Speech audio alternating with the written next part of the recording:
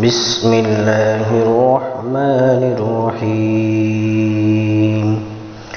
إن الله لا يستحيي أن يضرب مثلا ما بعوضة فما فوقها فأما الذين آمنوا فيعلمون أنه الحق من ربهم وأما الذين كفروا فيقولون ماذا أراد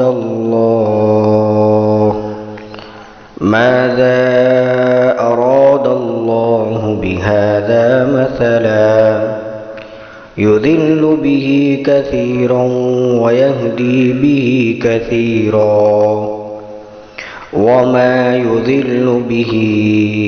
إلا الفاسقين الذين ينقضون عهد الله من بعد ميثاقه ويقطعون ما أمر الله به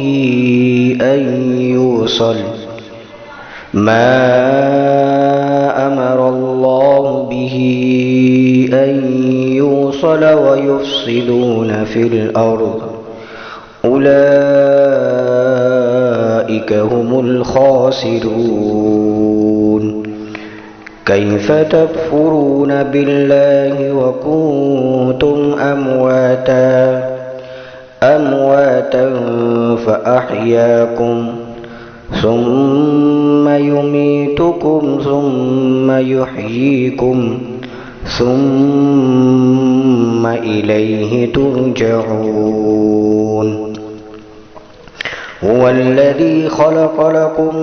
ما في الأرض جميعا ثم استوى إلى السماء